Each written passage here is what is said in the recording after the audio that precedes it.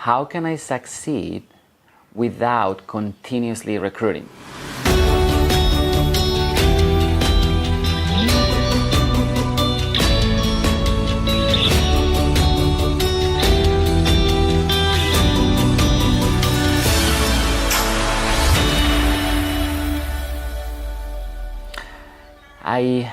That's a great topic, I think, because what I see, or what Masha and I see nowadays in social media, is, a lot of people kind of being really proud of recruiting hundreds and hundreds and hundreds of people, and there's nothing wrong with it, by the way. And again, I always say, I don't know everything. We make our own mistakes, and what we say, what we believe, it doesn't mean it's the right thing. It's just another, or the right way. It's just another way, right? So let's start with that, that big disclaimer, right? So, but how can I succeed without continuously recruiting is very simple. I would focus on what duplicates, instead of focusing on what gives me the results. It's a bit, how can I put it? It's a bit counterintuitive, because what happens most of the time is that we are always focusing on continuously recruiting because that's what's giving me results right now.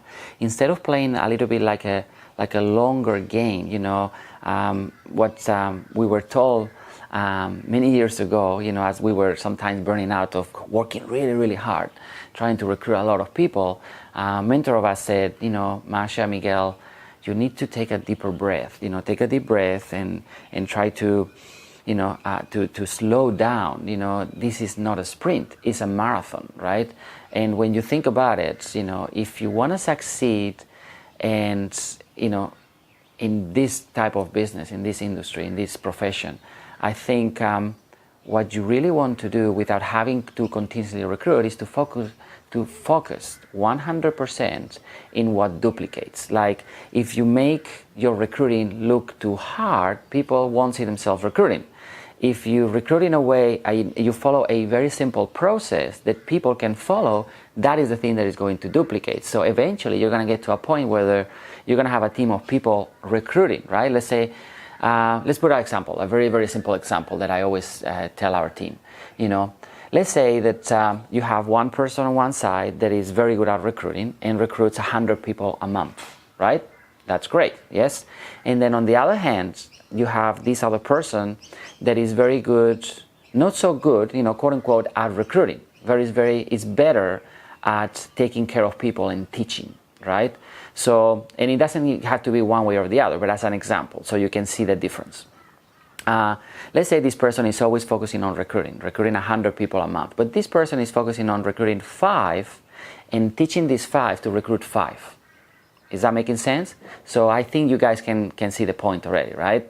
So the first month, this guy says, when he looks at this one, he says, oh, he's doing so much better. And this one is super proud because he's recruiting 100 people a month, right? The second month, still the same. The third month, still pretty much the same. But as this one that is recruiting 5 people a month is helping these 5 to recruit 5 each month, guess what happens after the first 6 months? No matter how many people he's recruiting, because he's recruiting so many people, he physically doesn't have the time to take care of every single one of them, right? And it's harder for this person to teach every single one of them to do what he's doing. Is that making sense? So sometimes slowing down and focusing on what duplicates better more than what gives you the results right here, right now, could be the solution for you to actually, stop, not 100% recruiting, but to stop recruiting as much as your team grows.